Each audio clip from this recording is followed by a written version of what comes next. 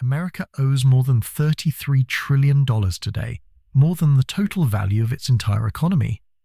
Debt is often portrayed as a weakness, but in the story of the United States, debt became a defining tool of power.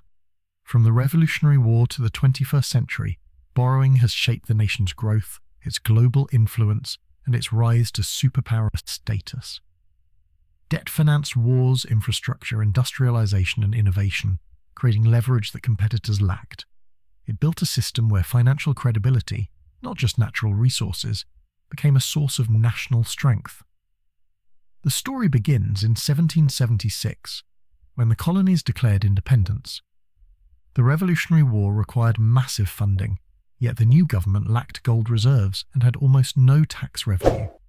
Instead, leaders like Alexander Hamilton embraced debt as a strategic weapon.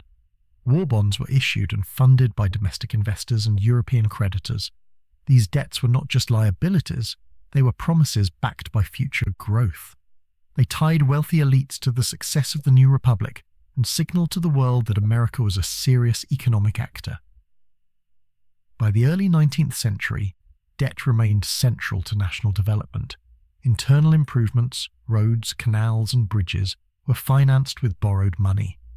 The Erie Canal, a marvel of engineering for its time, was built through state and federal loans.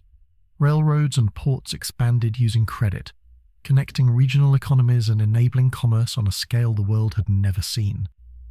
Debt allowed the United States to turn scarcity into infrastructure, building wealth before it existed in tangible form. Wars kept reshaping America's debt landscape. The Civil War required enormous borrowing as the government issued Treasury bonds purchased by citizens, banks, and foreign investors.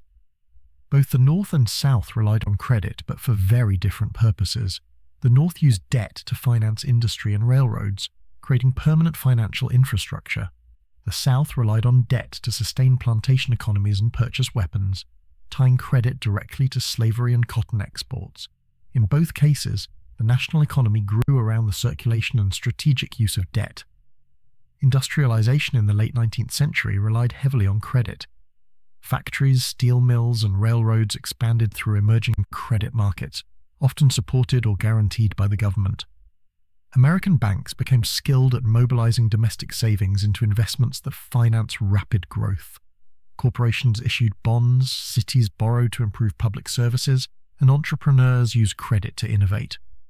Debt was no longer a symbol of weakness, it was a tool of expansion. It allowed the nation to outpace competitors who depended solely on accumulated capital.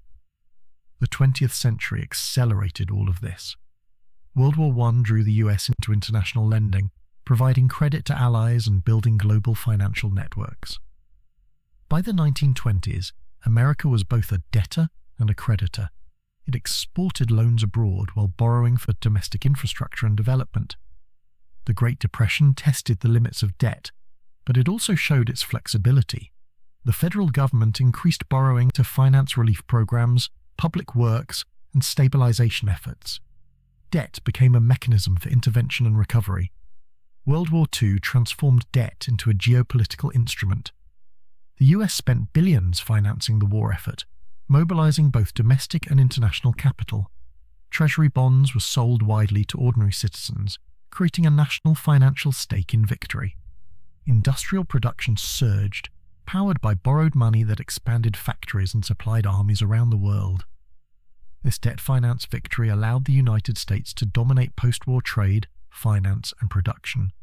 War bonds, government borrowing, and the expanding Federal Reserve System created a financial ecosystem that supported American global influence. The post-war era reinforced the power of debt. The United States held unparalleled reserves, issued the world's primary reserve currency, and extended credit to rebuild Europe and Asia. Programs like the Marshall Plan used American borrowing capacity and industrial surplus to reshape the global economy. Debt tied allies to American markets and currency, giving the US enormous geopolitical leverage. Lending nations could dictate terms, shape policies, and secure markets without firing a shot. Domestically, debt fueled prosperity. The GI Bill, interstate highways, and massive investments in energy, housing, and education were financed through borrowing. consumer credit expanded, enabling ordinary Americans to buy homes, cars, and appliances, driving demand and industrial output. Debt was democratized. Citizens' ability to borrow became directly linked to national growth. The government used its borrowing capacity to create a multiplier effect that expanded wealth, productivity, and America's global role. Financial institutions evolved alongside this system. Banks, investment firms, and regulators learned to manage risk at unprecedented scale. Bond markets grew deeper and more liquid, allowing states and corporations to borrow efficiently. The United States became a global hub of capital accumulation, lending abroad while driving domestic development. Credit ratings, regulatory oversight, and monetary policy all emerged as mechanisms to maintain confidence, proving that strategic debt could generate systemic power, not just instability. During the Cold War, debt underpinned strategic dominance. Military spending, space exploration, and technological innovation all relied on borrowed capital. The government issued bonds to fund nuclear arsenals, satellites, and research. American borrowing signaled stability to the world and backed a currency increasingly used in global trade. A nation capable of mobilizing vast credit could project power far beyond its borders. Debt became a silent but decisive instrument of national strategy. Even financial crises reinforced this framework. The oil shocks of the 1970s, the Latin American debt crisis of the 1980s, and the 2008 financial collapse all demonstrated the resilience of U.S. credit markets. Investors continued to trust U.S. Treasury securities, and the dollar remained the backbone of international finance. By the 21st century, debt had become central to America's global influence.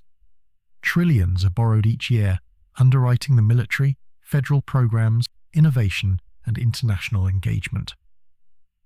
The United States still maintains the world's dominant reserve currency, giving it unique leverage to sanction, incentivize, and stabilize economies across the globe.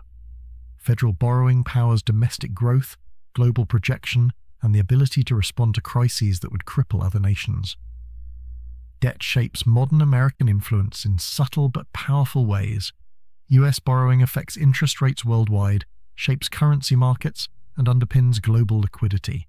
Central banks around the world hold U.S. Treasury bonds as reserves, tying global financial stability to American fiscal policy. Borrowing powers give the United States strategic flexibility in conflicts, development aid, and international agreements, even in times of large deficits. The credibility of U.S. debt allows actions that other nations simply cannot replicate. Understanding America's rise requires understanding debt as an instrument of power. Debt allowed the United States to convert future productivity into present capacity, creating leverage that underpinned economic, military, and technological dominance.